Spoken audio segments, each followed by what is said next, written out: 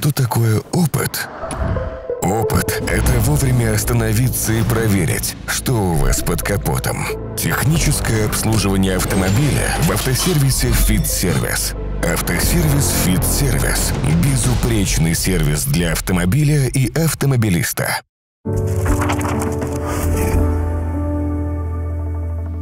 В этой истории есть кровожадные акулы, жестокие японцы, торпеды со смертниками, атомная бомба, несколько невероятных совпадений и худшая катастрофа в истории американского военно-морского флота. Иногда реальность бывает драматичнее любой выдумки, особенно под конец мировой войны. Итак, июль 1945 года. Япония безнадежно проигрывает войну, но сдаваться все равно не собирается. Глубокая ночь где-то на Тихом океане. Американский крейсер «Индианаполис» идет от острова Гуам к острову Лейте. И на середине этого рутинного, в общем, маршрута на него натыкается одна из немногих оставшихся у японцев подводных лодок – Ай-58. «Индианаполис» к началу Второй мировой был уже не новым, но вполне надежным тяжелым крейсером. До 1945 года в его послужном списке не было ничего особо выдающегося. Крейсер сопровождал конвои, охранял авианосцы, поддерживал огнем морские десанты. В 1943 году «Индианаполис» перехватил и потопил японский транспорт. Крейсер участвовал в тяжелых боях за атолл Макин и даже побывал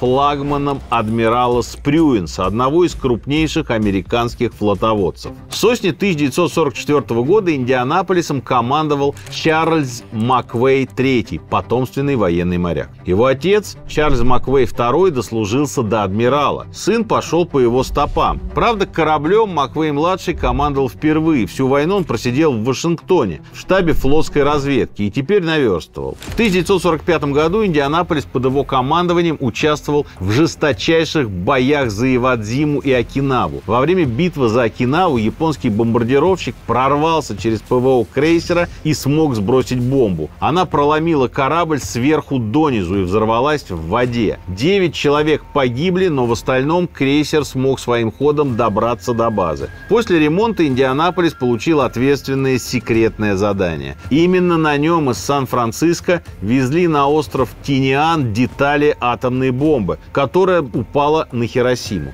С Тиниана «Индианаполис» перешел на Гуам, где на берег списали старослужащих и приняли пополнение из новичков. Ну а 28 июля 1945-го крейсер вышел в свой последний поход с Гуама на Лейте. Японская подводная лодка Ай-58 вступила в строй поздно. В действующий флот она попала только в декабре 1944-го и никакими победами похвастаться не могла. Ее командир Матицура Хасимото, пятый сын синтоистского священника. Большую часть войны он командовал учебными подлодками. Морским волком его назвать нельзя, но он был человеком исполнительным. Конец войны или не конец, задача у него была стандартная – поискать американцев на их основных маршрутах и кого-нибудь потопить. Между Гуамом и Лейте он встретил танкер с эсминцем сопровождения и обстрелял торпедами. Поскольку погода была отвратительная, то японцы не поняли, попали они куда-нибудь или нет, но на всякий случай сообщили в штаб, что танкер потоплен.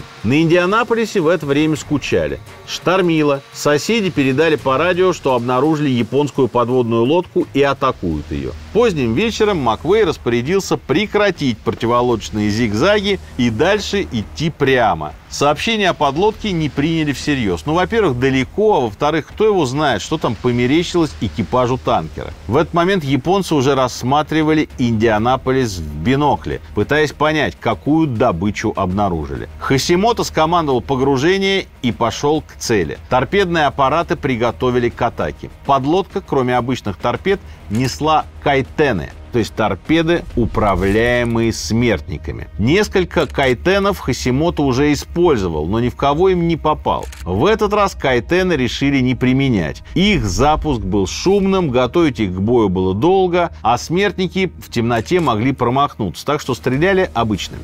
На дистанции в 1,5 километра Хасимото выпустил веер из 6 торпед. В 0 часов 15 минут 30 июля 2 из этих торпед попали в цель. Одна ударила в нос, другая пробила борт прямо под капитанским мостиком Маквея, который в тот момент спал у себя в каюте и упал с койки. Системы внутренней связи вышли из строя, и чтобы остановить корабль, пришлось посылать человека в машинное отделение. Крейсер продолжал идти вперед, набирая воду через разорванный нос. Крен стремительно усиливался. Через 8 минут после первого взрыва один из офицеров резюмировал: «Нам конец».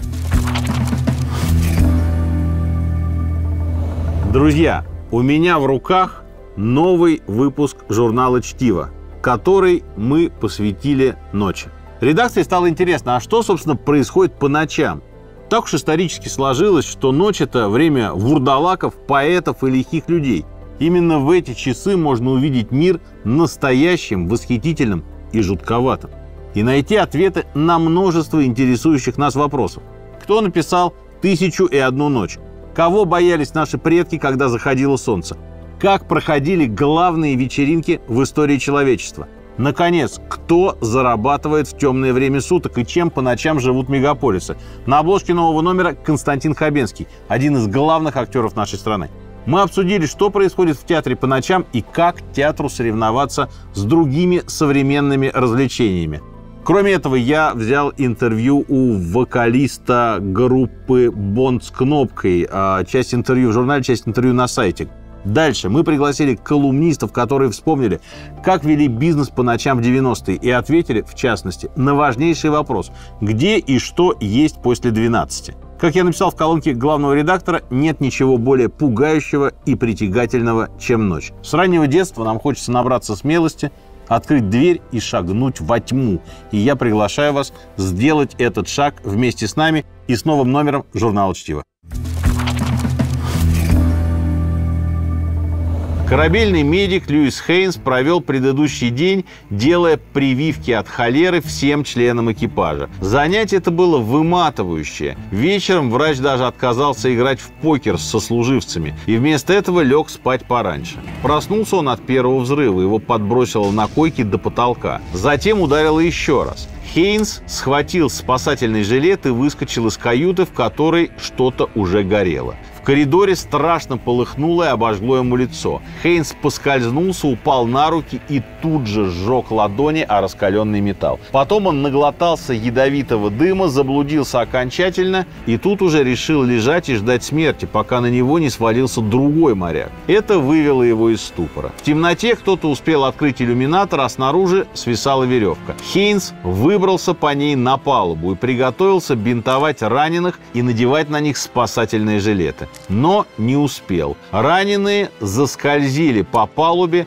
а сверху на них упал сорвавшийся корабельный гидросамолет. В этот момент Хейнс прыгнул за борт. Все это заняло несколько минут. Капитан Макквей отдал приказ оставить корабль, но довести его до подчиненных было нереально, да и не нужно. Люди уже сами бросались в воду. Двигатели так и не остановили, и в темноте, в панике некоторые моряки попадали под огромные винты, которые кромсали людей на части. Индианаполис затонул за 12 минут. За эти 12 минут из почти 1200 человек на борту погибли около 300. Взрыв одной из торпед убил почти всю штатную корабельную команду морской пехоты. Кто-то не сумел выбраться из задраенных помещений, кого-то отрезали пожары. Но примерно 900 человек во главе с капитаном теперь плавали в воде. Большая часть спасательных средств утонула вместе с кораблем. Выжившие могли надеяться только на быструю спасательную операцию.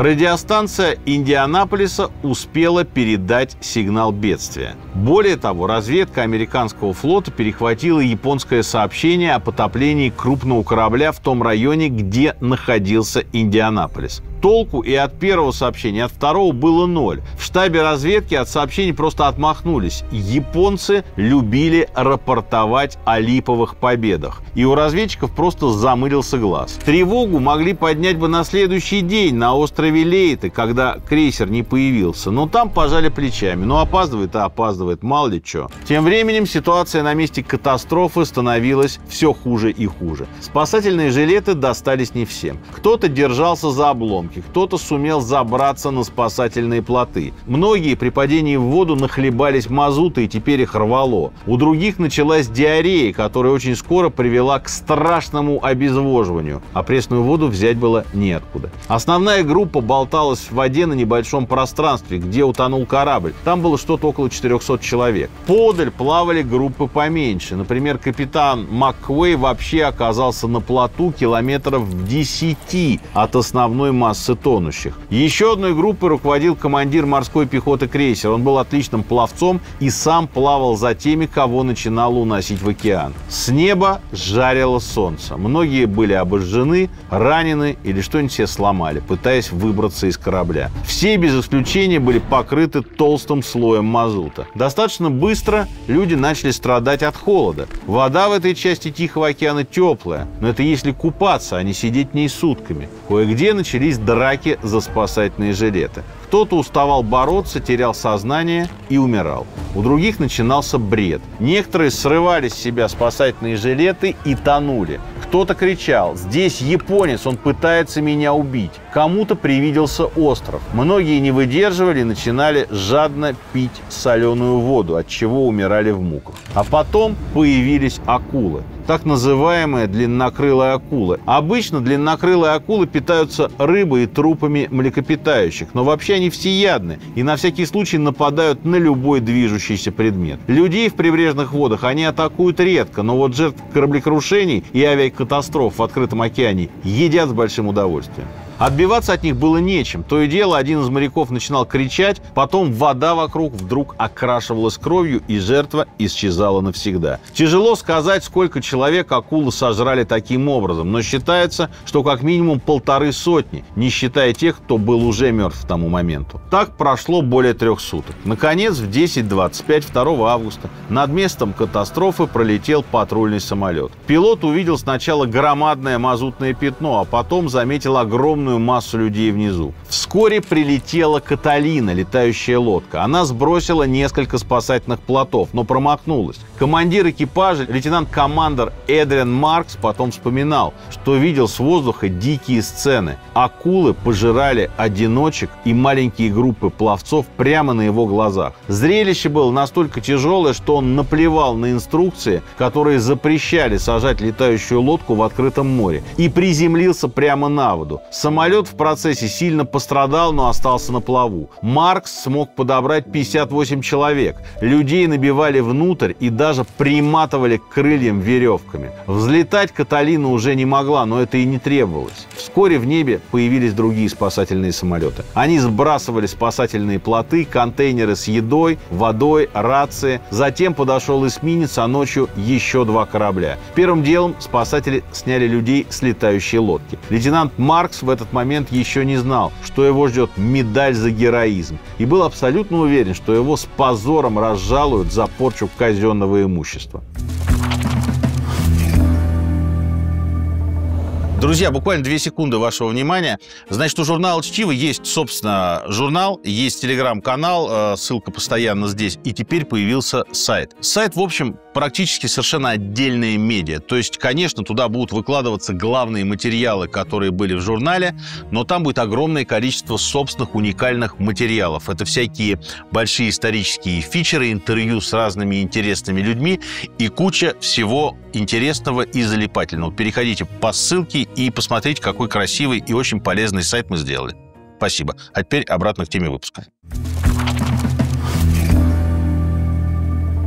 Из команды Индианаполиса выжило 316 человек. 1/3 тех, кто остался в воде после затопления корабля. Корабельный врач Хейнс пришел в себя, когда санитары пытались отмыть его от топлива. Потом его стошнило мазутом, он потерял сознание, и второй раз он очнулся только через 12 часов, когда его грузили на госпитальное судно, идущее на Гуам. На память ему остались шрамы от ожогов на пятках и на ладонях. Чарльз Маквей III пошел под трибунал. Его обвиняли в том, что он не совершал противоторпедные маневры и слишком поздно отдал приказ покинуть корабль. Маквей в ответ настаивал, что запрашивал противолодочный эскорт для своего корабля, но не получил его, потому что все эсминцы были заняты. Матицура Хасимото благополучно привел свою подлодку из похода и в порту узнал две новости. Во-первых, Япония капитулировала, а во-вторых, вся его семья погибла во время ядерного удара по Хиросиме, нанесенного той самой бомбой, детали которой привез к месту сборки Индианаполис. Вскоре Хасимото привезли в Америку, чтобы он выступил как свидетель на суде над Маквеем. Хасимото утверждал, что американский капитан не виноват. Условия для атаки были отличными. Никакие противолодочные зигзаги не имели значения, и он потопил бы Индианаполис в любом случае. Несмотря на это, Маквея признали виновным. Он отделался чисто формальным наказанием. Его многообещающая карьера по итогам немного застопорилась, но и только. Он стал единственным капитаном за всю войну, который попал под суд за потерю корабля. Есть версия, что конкуренты по флотской аппаратной борьбе сводили таким образом счеты с его отцом. В 1948-м Маквей вышел в отставку в чине контр-адмирала. До конца жизни его изводили родственники погибших, славшие ему гневные письма и звонившие с оскорблениями. А вот выжившие подчиненные ни в чем его не обвиняли. Они считали, что из капитана сделали стрелочника и даже пытались бороться за его репутацию. Что характерно, американское правительство в конце концов пришло к тому же выводу. 30 октября 2000 года Маквей был посмертно оправдан постановлением Конгресса США. За 5 дней до того, как президент Клинтон поставил свою подпись под этим документом, в Киото тихо умер пожилой синтоистский священник. Его звали Матицура Хасимото.